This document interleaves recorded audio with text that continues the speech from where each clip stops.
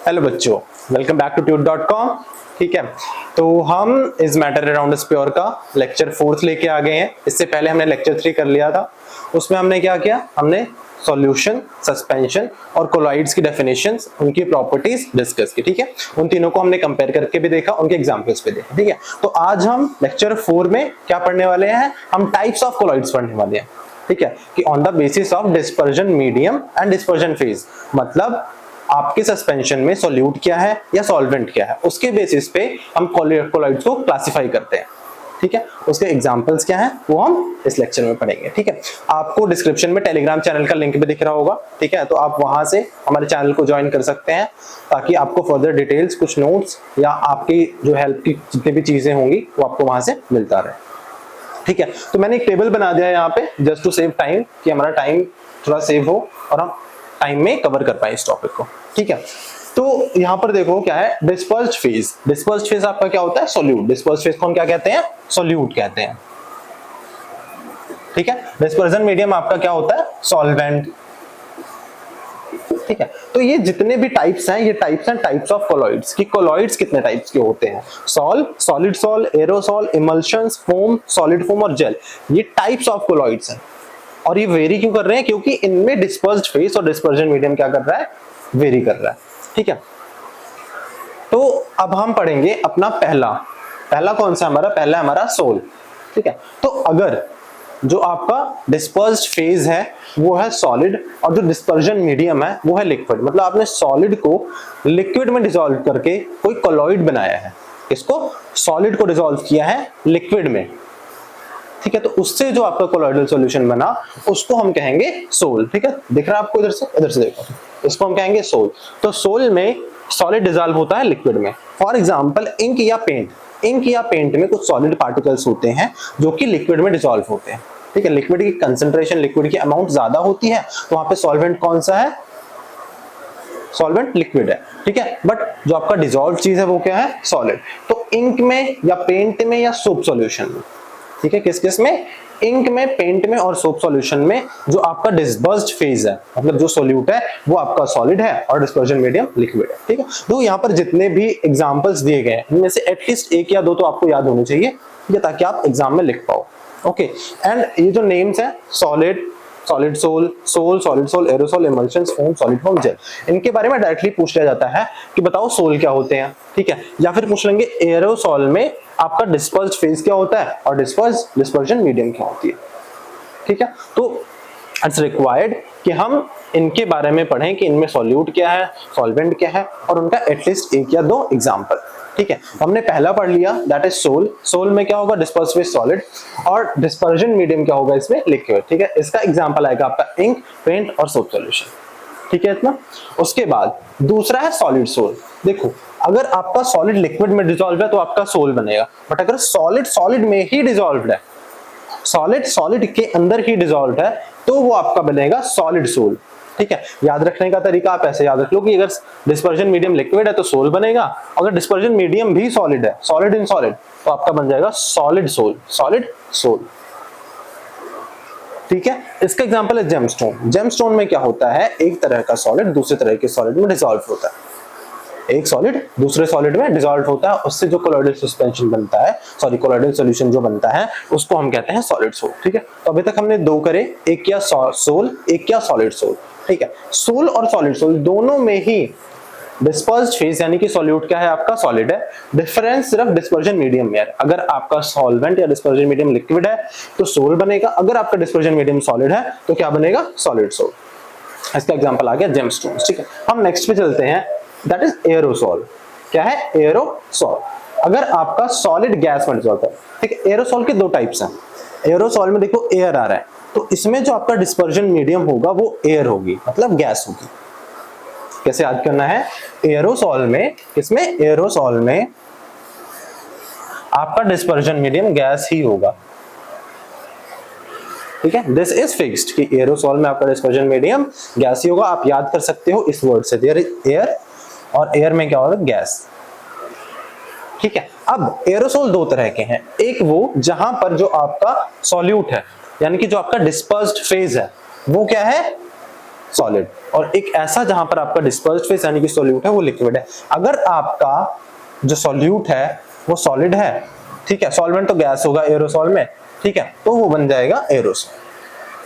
ठीक है, इसका एग्जांपल है स्मोक। स्मोक में क्या होता है, अनपॉल्यूटेड, मतलब sorry unpolluted polluted, polluted air particles. ठीक है, पॉल्यूटेड एयर पार्टिकल्स कैसे होते हैं, सॉलिड होते हैं, जैसे चिमनी से जो धुआं निकला, ठीक है, उसमें कुछ अनबर्न्ड सॉलिड पार्टिकल्स होते हैं जो कि गैस में मिक्स हो जाएंगे। ठीक है, चिमनी से धुआं निकला, ठीक है, अनबर्न्ड सॉलिड पार्टिकल्स एयर के साथ मिक्स हो गए। अब एयर का अमाउंट बहुत ज्यादा है तो एयर होगी आपकी सॉल्वेंट, ठीक है, मतलब गैस हो गया आपकी सॉल्वेंट, और जो पॉल्यूटेड पार्टिकल्स थे सॉलिड के, ठीक है, या अनबर्न्ड पार्टिकल्स थे, वो आपकी क्या होगी, सॉल्यूट, तो हो गया आपका स्मोक। तो स्मोक क्या है, एक तरह का स्मोक इज एरोसॉल।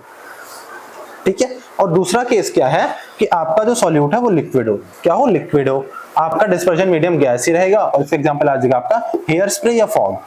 फॉग में देखो, फॉग में वाटर वेपर्स होते हैं जो हम एटमॉस्फेयर में देखते हैं। एटमॉस्फेयर में क्या है, एयर, तो ज्यादा अमाउंट में क्या प्रेजेंट है, एयर, तो एयर होगी आपका सॉल्वेंट। ठीक है, और यहाँ पे लिक्विड फॉर्म में जो वाटर वेपर्स होते हैं वो लिक्विड फॉर्म में प्रेजेंट होते हैं ना, बट किसमें, गैस के अंदर, तो वहां पर भी एक कोलॉइडल सॉल्यूशन बनता है, उसको हम कहते हैं एरोसॉल। ठीक है, तो अगर मैं एरोसॉल को रैप अप करूं तो एरोसॉल दो टाइप्स के होंगे, एक में जहां पर सॉल्यूट आपका क्या है, सॉलिड है, एक में जहां पर आपका सॉल्यूट क्या है, लिक्विड है। ठीक है, सॉल्वेंट आपका फिक्स्ड है कि गैस होगा, एरोसॉल में सॉल्वेंट इज गैस, सॉल्यूट आपका वेरी कर सकता है, दैट कुड बी लिक्विड और that could be gas, that could be solid. अगर सॉलिड है तो आपका एग्जांपल आ जाएगा स्मोक। स्मोक से आप बहुत आसानी से याद कर सकते हो कि पॉल्यूटेड अनबर्न्ड पार्टिकल्स, ठीक है, जो एयर में या गैस में मिक्स होकर क्या बनाते हैं, स्मोक। और हेयर स्प्रे और फॉग, ये दोनों एग्जांपल हैं liquid in gas type of aerosol का। ठीक है, उसके बाद हम आ जाते हैं इमल्शंस पे। ठीक है, इमल्शंस का जो बेस्ट एग्जांपल है, बहुत famous example, that is milk. ठीक है, मिल्क हमारा होमोजेनियस दिखता है, बट दैट इज एक्चुअली क्या है, वो दैट इज एक्चुअली कोलॉइड। क्या है वो, कोलॉइडल सॉल्यूशन है एक तरह का। ठीक है, और कौन से तरह का कोलॉइडल सॉल्यूशन है, दैट इज इमल्शन। क्या है, अब इमल्शन, इमल्शन क्या होता है, इमल्शन में लिक्विड ही लिक्विड में डिसॉल्व होता है। ठीक है, जैसे कि सॉलिड लिक्विड में डिसॉल्व है तो हमने सॉल कह दिया, सॉलिड सॉलिड में डिसॉल्व है तो हमने सॉलिड सॉल कह दिया, सॉलिड गैस में डिसॉल्व है और लिक्विड गैस में डिसॉल्व है तो इन दोनों को हमने एरोसॉल कह दिया। ठीक है, अब अगर लिक्विड ही लिक्विड में डिसॉल्व है तो सॉल्यूशन, अगर सॉल्यूशन बन गया तब तो सीन अलग हो जाएगा, वहां पे होमोजेनियस सा सॉल्यूशन बन जाता है, लेकिन ये कोलॉइड बनेगा। अगर लिक्विड लिक्विड में डिसॉल्व करके हेटेरोजेनियस मिक्सचर यानी कि कोलॉइड बना रहा है तो फिर हम उसको कहेंगे इमल्शन। ठीक है, इसका एग्जांपल आपका आ जाएगा मिल्क, फेस क्रीम और बटर। ठीक है, मिल्क में आपका सिर्फ मिल्क कोई एक अकेले सब्सटेंस से मिल्क नहीं बना है, मिल्क में आपका वाटर भी है, आपके प्रोटीन भी है, आपके फैट्स भी हैं, कुछ अमीनो एसिड्स भी हैं। ठीक है, तो ये सारी चीजें मिलकर क्या बना रहे हैं, एक कोलॉइडल सॉल्यूशन बना रहे हैं, और उस कोलॉइडल सॉल्यूशन का नाम है इमल्शन। ठीक है, उसके बाद आपका है फोम। ठीक है, foam obviously is gas in liquid. ठीक है, इसमें आपका डिस्पर्स्ड फेज होगा गैस और डिस्पर्जन मीडियम होगा लिक्विड। ठीक है, और फोम का एग्जांपल शेविंग फोम। ठीक है, अब ये तो आपको याद रखना पड़ेगा कि अगर डिस्पर्स्ड फेज या डिस्पर्जन मीडियम ये है तो उसका नाम क्या होगा, ये चीज याद रखने वाली ही है। ओके, आप समझ के ऐसे थोड़ा सा रिलेट करके कर सकते हो कि एरोसॉल है, वर्ड एयर आ रहा है तो सॉल्वेंट आपका गैस होगा, अगर सॉलिड सोल लिखा है तो सॉलिड का होना तो बिल्कुल ही जरूरी है, अगर फोम लिखा हुआ है तो ऑब्वियसली गैस तो कहीं ना कहीं होगी। ठीक है, तो आप कुछ कॉमन सेंस लगा के कुछ चीजों को रिलेट करके याद रख सकते हो, बट अल्टीमेटली आपको कुछ चीजें याद रखनी और एग्जांपल्स तो याद रखने पड़ेंगे। ठीक है, उसके बाद हमारा आ जाता है सॉलिड फोम। ठीक है, होप सो ये विजिबल होगा कैमरे में। सॉलिड फोम, सॉलिड फोम में क्या होगा, फोम में मतलब गैस होगी, गैस पक्का होगी, जिसे फोम का बोलते तो गैस है, यहाँ पर भी गैस है, यहाँ पर भी गैस। फर्क क्या है कि जब सिर्फ फोम है, क्या है, सिर्फ फोम है तो आपका जो डिस्पर्जन मीडियम है दैट इज लिक्विड। ठीक है, आप अगर अपने माइंड में शेविंग फोम को इमेजिन करोगे तो आप ये अच्छे से रिलेट कर पाओगे कि आपका जो डिस्पर्स्ड फेस है that will be gas and dispersion medium आपका क्या होगा, सॉलिड होगा, लिक्विड होगा, दैट इज शेविंग फोम। ठीक है, बट अगर सॉलिड फोम की बात करें तो एक तो होगी गैस क्योंकि फोम वर्ड आ रहा है, और सॉलिड आ गया तो सॉलिड का भी होना वहां पर जरूरी है। ठीक है, तो आप कैसे याद रखोगे, the word is solid foam, तो फोम का मतलब गैस, तो गैस तो पक्का कहीं होगी होगी तभी हम फोम कह रहे हैं, तो गैस आ गई। वर्ड सॉलिड है तो सॉलिड भी कहीं ना कहीं होगा, तो सॉलिड भी आ गया। ठीक है, अब इसका एग्जांपल क्या है, sponge and bread. Sponge balls and blood. Sponge को हम दबाते हैं ना तो प्रेस हो जाती है। मैंने आपको फर्स्ट चैप्टर में बताया था कि स्पंज बॉल सॉलिड है फिर भी हम उनको प्रेस कर लेते हैं, जबकि हम तो ये कह देते हैं कि उनके पार्टिकल्स के बीच में स्पेस होता ही नहीं है। तो वहां का रीजन ये था कि उनमें जो माइन्यूट माइन्यूट से पोर्स होते हैं उनमें एयर ट्रैप हो जाती है। ठीक है, तो वो क्या है, एयर, यानी कि गैस प्लस सॉलिड। तो हम जब दबाते हैं तो एयर वहां से निकल जाती है तो वो प्रेस हो जाता है। ठीक है, अगर आपने फर्स्ट चैप्टर नहीं देखा matter in our surroundings characteristics of matter, तो आप वो भी देख सकते हैं। ठीक है, आपको हमारे चैनल पे वीडियोस मिल जाएंगी या मैं लिंक डाल दूंगा, आप वहां से भी देख सकते हैं। ठीक है, उसके बाद जेल है, शायद जेल नहीं दिख रहा होगा, मैं ऊपर लिख देता हूं आपको जेल।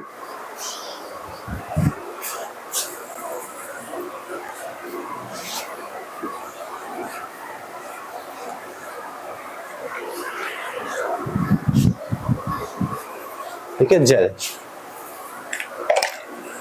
जेल बेसिकली आपको क्लियर ही होगा, लोग हेयर जेल भी लगाते हैं या जेलीज जो होती हैं वो भी जेल के अंदर ही आती हैं। ठीक है, तो जेल में एक पार्ट होगा हमारा सॉलिड यानी कि डिस्पर्स्ड फेज, जिसका अमाउंट कम होगा वो होगा आपका सॉलिड। ठीक है, और जो डिस्पर्जन मीडियम होगा वो होगा आपका लिक्विड।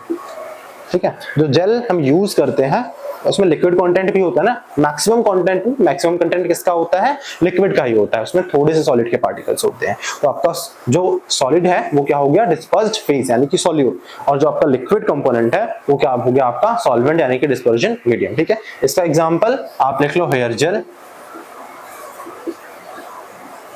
या फिर जेलीज। ठीक है, तो ये टाइप्स थे, टाइप ऑफ कोलॉइड्स, उनके टेक्निकल नेम्स कुछ। ठीक है, ये थर्ड या सेवेंथ था। ओके, तो हमने क्या पढ़ा, हमने पढ़ा sol, solid sol, aerosol, aerosol के दो types, emulsions, foam, solid foam और जेल। ठीक है, ये 7 टाइप्स थे। किसमें कौन सा डिस्पर्स्ड फेज है, कौन सा डिस्पर्जन मीडियम है, इसके लिए आपको इस टेबल से गो थ्रू करना पड़ेगा। ठीक है, टेबल आपकी एनसीईआरटी में भी दिया हुआ है तो आप वहां से भी याद कर सकते हो। ठीक है, बट ये चीज आपको याद करनी होगी। ठीक है, तो हम चलते हैं नेक्स्ट टॉपिक पर। हमारे कुछ छोटे छोटे से टॉपिक्स हैं जहां पर सिर्फ कुछ डेफिनेशंस हैं, कुछ फॉर्मूले हैं, वो हम कर लेते हैं।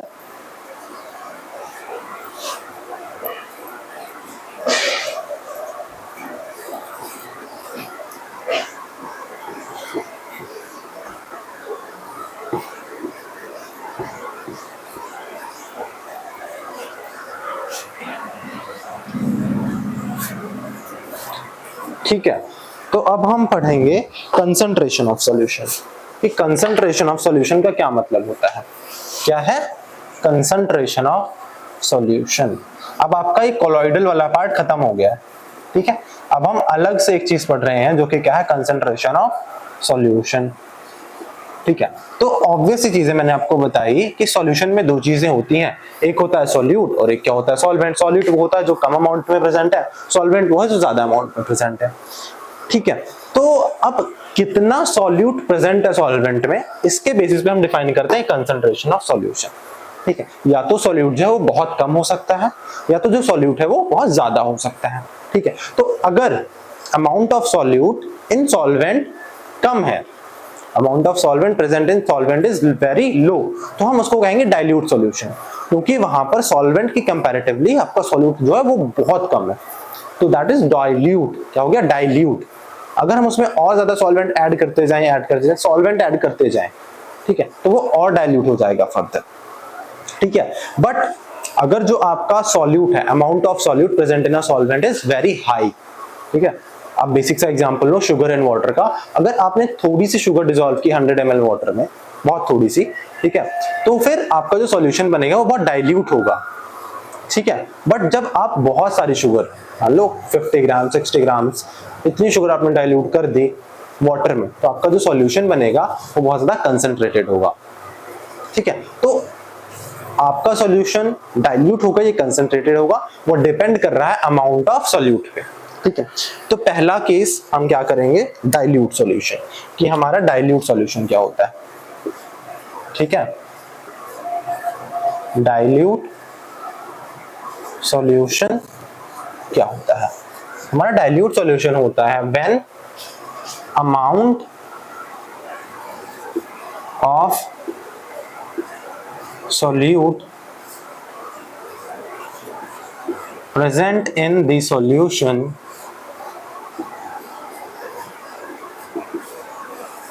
इज वेरी लो, ठीक है, बहुत कम है, तो हमारा सॉल्यूशन क्या होगा, डाइल्यूट होगा, ठीक है। दूसरा है हमारा concentrated solution.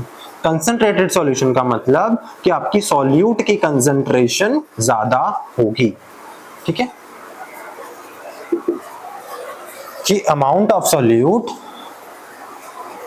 Amount of solute present in solution is high, ठीक है। ये वर्ड से भी क्लियर हो जाना चाहिए। जब हम कह रहे हैं कंसंट्रेटेड, तो इसका मतलब कि जो कंसंट्रेशन है सॉल्यूट की वो ज्यादा होगी, ठीक है। अगर हम कह रहे हैं डाइल्यूट, तो सॉल्यूट की कंसंट्रेशन कम है, ठीक है। इतना क्लियर है, ठीक है। अब इसके बाद हम दो फॉर्मूले पढ़ेंगे बहुत बेसिक से, ठीक है। एक होता है हमारा मास परसेंटेज और एक होता है वॉल्यूम परसेंटेज, ठीक है। तो हम इनके फॉर्मूले पढ़ेंगे और एक एक न्यूमेरिकल कर लेंगे, इसलिए हमें आपको फॉर्मूला याद भी हो जाएगा और अच्छे से समझ भी आ जाएगा, ठीक है। तो मास परसेंटेज या वॉल्यूम परसेंटेज, तो बेसिकली हम यहाँ पर जो भी वैल्यू कैलकुलेट करने वाले हैं वो आएगी इन टर्म्स ऑफ परसेंटेज, ठीक है। तो परसेंटेज क्या होती है पहले वो समझ लेते हैं, ठीक है। परसेंटेज, जब हम कहते हैं 5% ऑफ 20 या 5% ऑफ 100, ठीक है, तो हम उसको कैसे कैलकुलेट करते हैं, हम करते हैं 5% ऑफ 20 कर लेते हैं, चलो, ठीक है, 5% ऑफ 20, ठीक है। जब हमने लिखा तो 5% को हमने कैसे लिखा, देखो, पर का मतलब होता है दिस थिंग, ये जो चीज है आपकी अपॉन में, जब हम किसी चीज को अपॉन में ले जाते हैं तो हम उसको बोलते हैं पर, ठीक है। और सेंट का मतलब होता है 100, ठीक है, सेंट का मतलब क्या होता है 100, ओके। तो 5% ऑफ 20, ठीक है। अब इसको अगर हम सॉल्व कर दें, ठीक है, 5 into 20 और ये कट गया तो ये आ गया 1% वैल्यू आई हमारी, कि 5% ऑफ 20 कितना होता है 1, 5% ऑफ 20 क्या होता है 1 होता है, ठीक है। अब ऐसे ही हम डिफाइन करेंगे टर्म्स को, मास परसेंट और वॉल्यूम परसेंट को, ठीक है। जैसे मैंने आपको बताया कि सॉल्यूट की कंसंट्रेशन कितनी होगी सॉल्यूशन के अंदर, उससे आपका डिफाइन होगा कि आपका सॉल्यूशन है वो डाइल्यूट है या कंसंट्रेटेड है, ठीक है। तो हम यहां पर पढ़ रहे हैं पहले मास परसेंटेज, क्या पढ़ रहे हैं, मास परसेंटेज,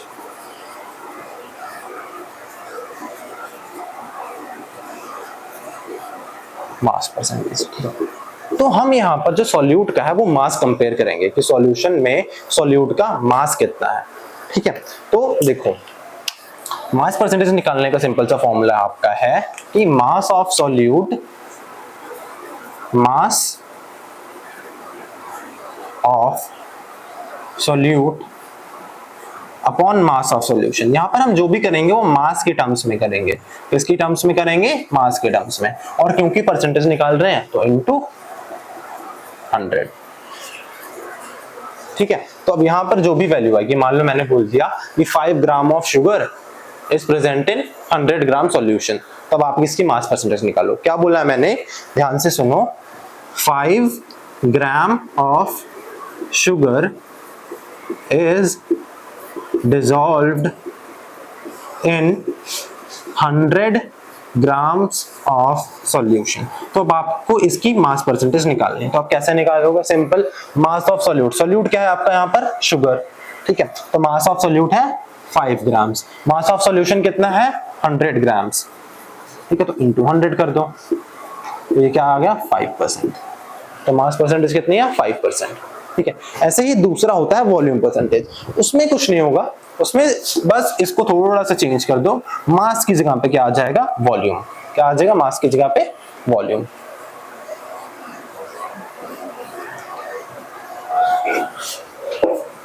मास की जगह पे आ जाएगा आपका वॉल्यूम, क्या है आपकी वॉल्यूम परसेंटेज, ठीक है।